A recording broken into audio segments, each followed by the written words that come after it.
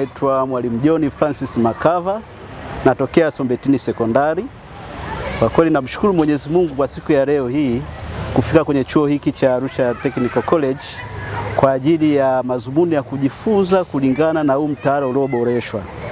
Kwanza tunashukuru serikali, tunashukuru rais wetu Dr. Samia Suluhu Hassan kwa kulitambua hili na kufanya mabadiliko katika mitaala ya shule ya sekondari na kuletea mtaala ambao umeboreshwa. Wanafunzi wanajifunza vitu vya vocation wakiwa bado wako shule za sekondari za awali. Na lengo kubwa tulokuja hapa, tumekuja kwa ajili ya kujifunza namna gani mtaala ulioboreshwa unavyoendeshwa, kwa sababu huku Arusha Technical College wao walishaanza tangu muda mrefu. Kwa hiyo tumekuja hapa kwa mazumuni ya kujifunza wao namna gani wanaendesha na kutekeleza hii. Kwa kweli tumefurahi sana na tumejifunza mambo mengi sana ambayo sisi walimu pamoja na wanafunzi wetu tukirudi kule shuleni itatusaidia sana katika kutekeleza huu mtaala ulioboreshwa kama serikali inavyohitaji. Kwa hiyo huku tulivyokuja tumeona nyanja nyingi sana lakini tulibezi sana katika nyanja tatu ambayo sisi tuliona kwa uwezo wetu kama shule katika hizo nyanja tunaweza tukazitekeleza as a vocation. Kwa ya kwanza tulikuwa tumebe interested kujifunza mambo ya drawing and painting, uchoraji na upakaji rangi, lakini tulikuwa na interest nyingine ya kujifunza mambo ya welding ambayo itamsaidia mtoto hata yule wa mazingira ya chini kabisa, mtoto wa maskini akimaliza tu basi anaweza akaanza kujiajiri yeye mwenyewe. Na hatua ya tatu, sehemu ya tatu ambayo tulikuwa be interested kuja kujifunza ilikuwa ni mambo ya woodwork.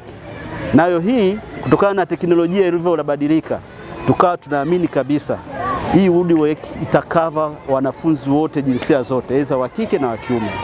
Maana tumefurahishwa sana na sisi tulikuwa tunategemea kwamba tutakuta labda malanda, manini, mamsumeno, lakini vitu vimebadilika sana. Sasa hivi wanatumia mashine, tena ni modern mashine ambazo zinatumika kukata mbao, kufanyaje vipimo. Kwa kweli tumebe interested sana. Pamoja na wanafunzi wetu kwa kweli wamefurahi sana na wametuahidi tukirudi kule basi watajitahidi sana kati ya hizo vocation mojawapo waweze kufanyaje kujiunga nazo ili ziwasaidie katika maisha yao watakapomaliza elimu ya sekondari na hata wakiendelea mbele.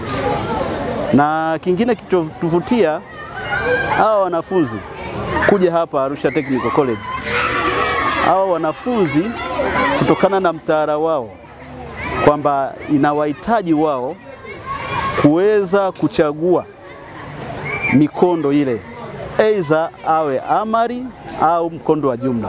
Sasa mkondo wa jumla hauna shida kwa sababu ile inahusisha tu masuala tu ya elimu ya sekondari kama zamani. Lakini hiki kitu kipi ambacho hichi kilichoboreshwa ambayo ni mkondo wa amali ambao anahitaji mwanafunzi ajifunze moja ya vocation yoyote ambayo atatunukiwa akimaliza kidato chake cha 4. Ndio ile tuvuta zaidi sisi kuja hapa Technical College kutembelea tuweze kujua na tumaster hivyo vitu ili tuimpact hizo knowledge kwa wanafunzi wetu. Kwa hiyo kikubwa ndio kilikuwa hicho. Tumekuja kujifunza fani mbalimbali hususan fani ya matumizi ya rangi. Tumekuja katika matumizi ya rangi, tumejua fani mbalimbali za matumizi ya rangi. Matumizi ya kwanza ikiwemo ni decoration mbalimbali zinazofanyika kama ofisini, manyumbani, na pia ni vifaa gani ambavyo vinaweza kutumika katika kufanya decoration hizo, gharama ya matumizi ya vifaa, na pia tumejifunza ni eneo gani husika, ni namna gani ya kuandaa eneo ili kuweza kufanya hiyo decoration na matumizi ya rangi. Pia tumejifunza aina mbalimbali za rangi ambazo zina uwezo wa kuweza kuhimili hali ya hewa, zina uwezo wa kuhimili hali ya hewa ya eneo husika. Mfano kuna aina mbalimbali za rangi, mmojawapo ni aina mbalimbali za rangi ni rangi ambazo zinapakwa kwenye roof, yani mapaa ya nyumba ambazo zina uwezo wa kuhimili hali ya hewa yoyote.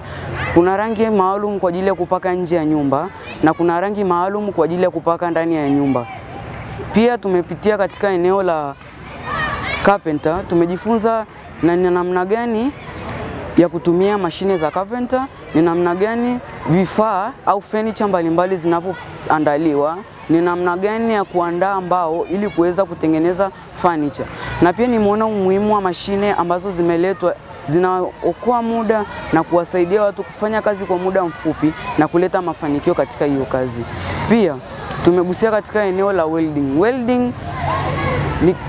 Tumegusia katika eneo la welding kwa sababu watu wengi wanafanya welding pasipo kuzingatia hatua mbalimbali na kanuni zinazohitajika. Moja ya kanuni ni kuzingatia usalama wa vifaa, kuzingatia usalama wa watumiaji wa vifaa, kuzingatia usalama wa kazi ambao unakwenda kuifanya.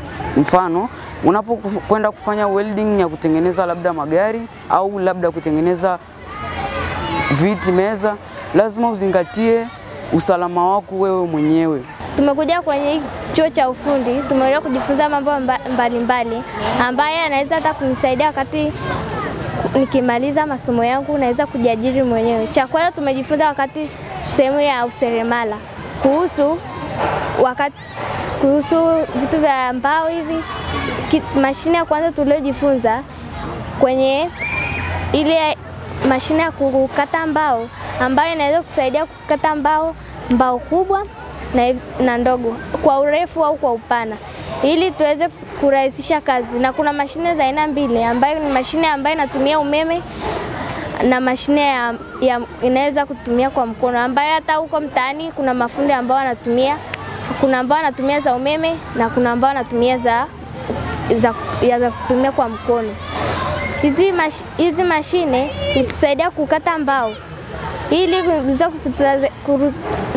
ya umeme inaweza kuturahisishia kazi, kwa sababu wakati tofauti na mashine ya kutumia mkono ambayo unatumia nguvu yako, na kuna ambao unatumia mkono ya umeme ili uweze kurahisisha vitu mbalimbali. Ziara hii ya kimasomo, kama si wanafunzi tumeweza kujifunza, uchague kombi ambao unaweza kusomea masomo ya science au uchague vitu vingine. Maana hapa tumekuja kwenye chuo cha ufundi, tumejifunza vitu mbalimbali vinavyoweza kukusaidia wakati ukamaliza shule na ukaweza kujiajiri mwenyewe.